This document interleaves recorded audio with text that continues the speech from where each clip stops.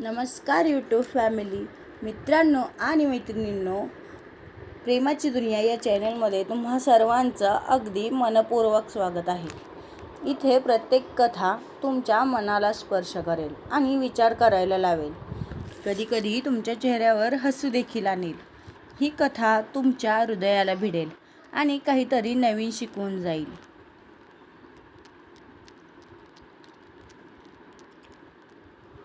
चला तर मग वेळ न दवडता सुरुवात करूया आजच्या या सुंदर भागाला. कथेच्या संगतीत प्रेमाची दुनियासोबत वळूया आपल्या आजच्या भागाकडे. अचानक रियांशचं लक्ष मुख्य दरवाजाकडे जातो. तिथून मानवी येत होती. दिवसाच्या उजेडात तिची फिकट आकाशी निळ्या रंगाची साडी अधिकच खुलून दिसत होती. उन्हाच्या हलक्या किरणांमध्ये त्या साडीचा चंदेरी काठ चमकत होता. जणू सकाळच्या दवबिंदूंनी फुलांवर नक्षी काढली होती. हलकं मऊ कापड वाऱ्यासोबत डोलत होतं आणि तिच्या प्रत्येक पावलाला एक वेगळीच मोहकता येत होती. मानवी इतकी सुंदर दिसत होती की सर्वांच्या नजरा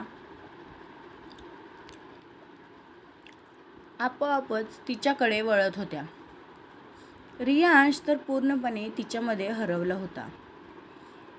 तोच यश पुढे येतो आणि वाव ब्युटिफुल असं म्हणतो. रियांशला अचानक भान येतं आणि तो यशकडे एक जळजळीत नजर टाकतो. यशला त्याची नजर जाणवताच तो शांत होतो आणि नजर खाली करून पाठी सरकतो. त्यानंतर रियांश सर्वांकडेच एक नजर टाकतो आणि सर्वजण आपली नजर वळवतात. मानवीला रियांशची जेलसी जाणवली होती. ती हलकेच हसते आणि त्याच्यासमोर उभी राहते. मानवी म्हणते, "अहो, मी तयार आहे." रियांश अजूनही तिच्या त्या मनमोहक सौंदर्यात हरवला होता. मानवी त्याच्यासमोर एक चुटकी वाजवते आणि त्याला त्याच्या विचारातून बाहेर आणते. रियांश भानावर येतो आणि कारचे दार उघडतो. मानवी कारमध्ये बसते आणि रियांश देखील दुसऱ्या बाजूने कारमध्ये बसतो. त्यानंतर यश आणि बॉडीगार्ड पण आपापल्या ठिकाणी बसतात आणि सर्वजण कारमध्ये बसताच कार रस्त्यावर धावू लागतात. रियांशची नजर काही केल्या मानवीवरून हटतच नव्हती. तो वारंवार एकटक तिच्याकडेच पाहत होता.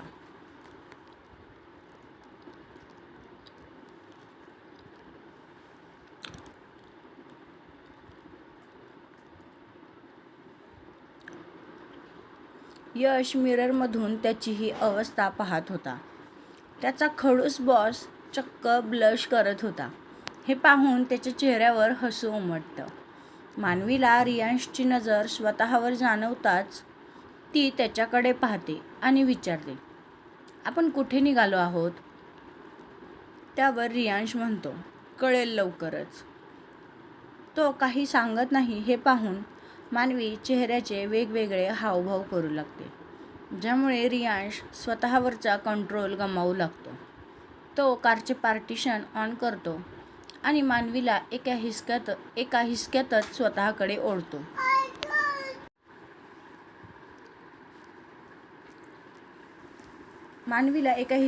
स्वतःकडे ओढतो. ज्यामुळे ती त्याच्या अंगावर पडते.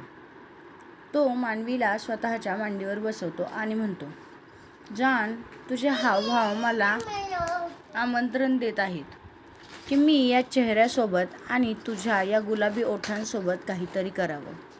हे ऐकून मानवी थोडं पुढे झुकते आणि त्याच्या नजरेला नजर देत म्हणते, "नक्की माझे हावभाव सांगत आहेत की तुमचं हृदय?" ती अजूनही काही बोलणार इतक्यात रियांश तिच्या ओठांवर त्याचे ओठ टेकवतो आणि तिला चुंबन देऊ लागतो. मानवी देखील त्याला प्रतिसाद देत होती. रियांशचे हात तिच्या उघड्या कमरेभोवती फिरत होते. रियांश आधी खूप प्रेमाने आणि नंतर खूपच उत्कटतेने तिला किस करू लागतो. त्यांचा हा रोमांस चांगलाच रंगला होता.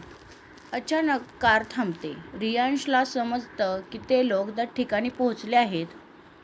मानवी मात्र अजूनही रियांशमध्येच हरवून गेली होती. रियांश कोटच्या खिशातून एक पट्टी काढतो आणि मानवीच्या डोळ्यांवर ती बांधतो. मानवी त्याच्या ओठांपासून दूर होते आणि म्हणते, हे काय करताय तुम्ही?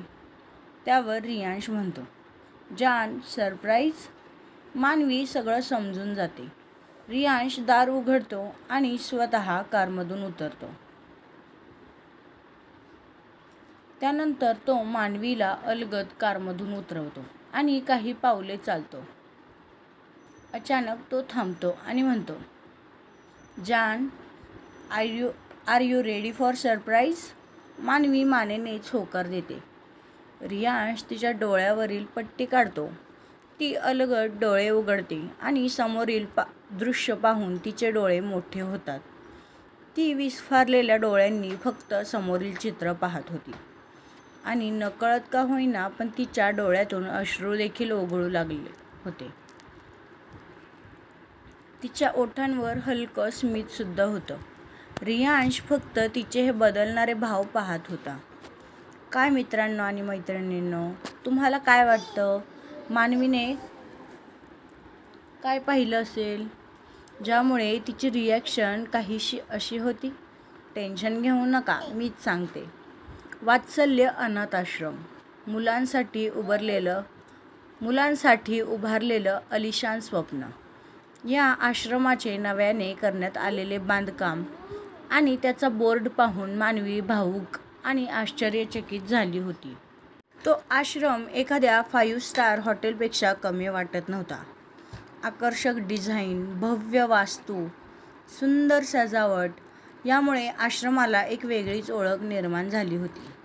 प्रत्येक गोष्ट अत्यंत नीटनेटकेपणाने आणि मुलांच्या आनंदाचा विचार करून उभारली होती.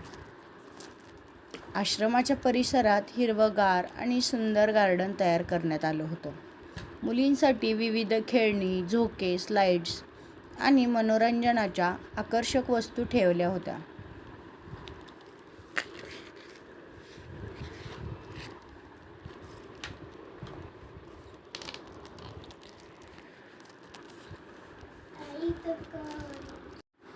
मुलांना खेळता खेळता आनंद मिळावा आणि त्यांचे बालपण सुंदर व्हावे याची विशेष काळजी घेतली होती. मानवी फक्त ते सर्व पाहत होती. ती कधी इकडे तर कधी तिकडे सर्वच बारकाईने पाहत होती. ती आश्रमाच्या आतमध्ये जाते. आतील खोल्या खूपच प्रशस्त, आधुनिक आणि आरामदायी होत्या. स्वच्छता, प्रकाश, व्यवस्था आणि आकर्षक इंटिरियरमुळे आश्रमात प्रवेश करताच एखाद्या अलिशान हॉटेलमध्ये आल्याचा अनुभव येत होता. मुलांच्या राहण्याची सोय एका रूममध्ये 4 बेड काही अंतरावरती ठेवले होते. त्या शेजारी एक छोटे टेबल होतं. प्रत्येक मुलासाठी एक वेगळा बेड होता. तसेच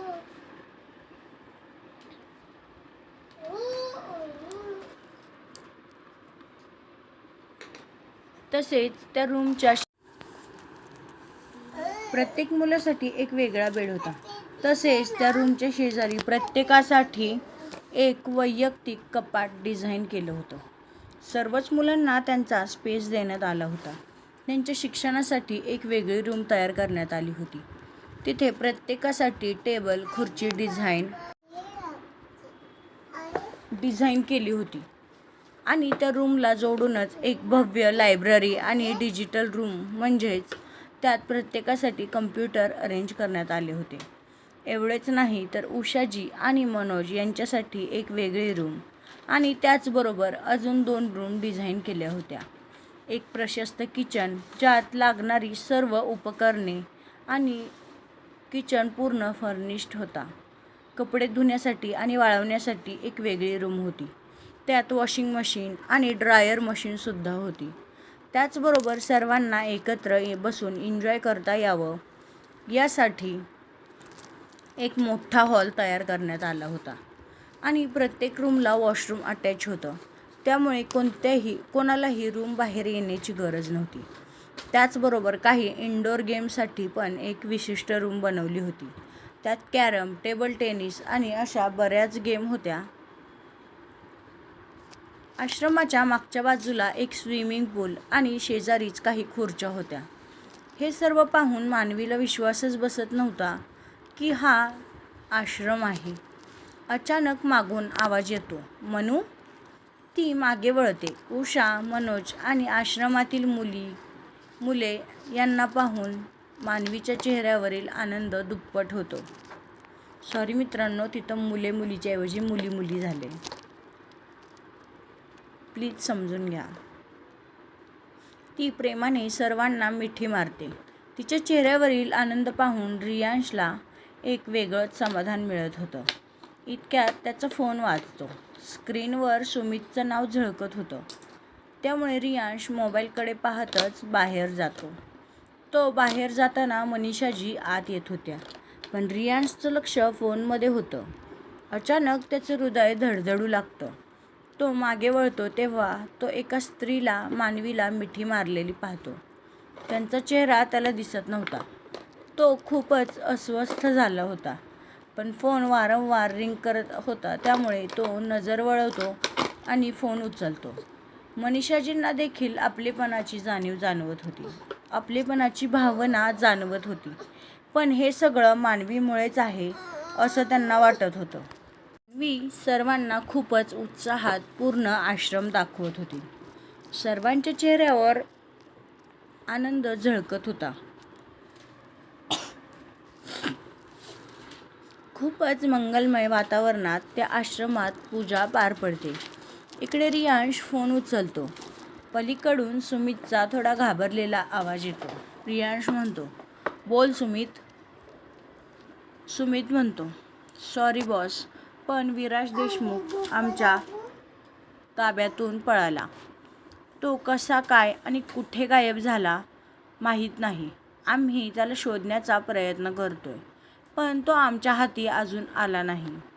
हे ऐकून मात्र रियांश संतापतो. तो म्हणतो, पण तो पळालाच कसा?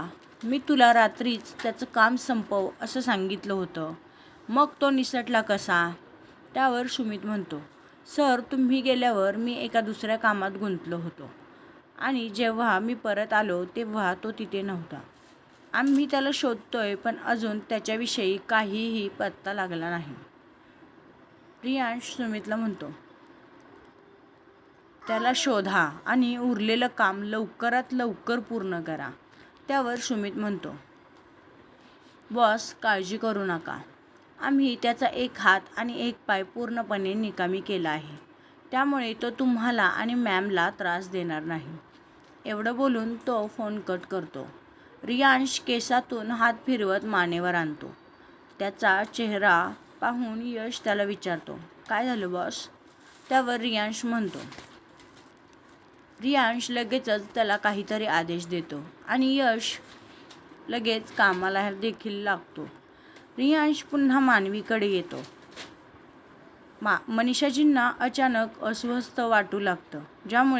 त्यामुळे उषाजी त्यांना एका रूममध्ये नेतात आणि आराम करायला लावतात. रियांश मानवीच्या चेहऱ्यावर असणारा ताण ओळखतो आणि काय झालं असं विचारतो. मानवी काही नाही असं म्हणते आणि आश्रमातील मुली तिच्यासोबत गार्डनमध्ये जातात आणि तिला बरोबर घेऊन खेळू लागतात. मानवी देखील त्यांच्याबरोबर एखाद्या लहान मुलीसारखी खेळत होती. हे सर्व पाहून रियांशच्या चेहऱ्यावर हसू उमटतं.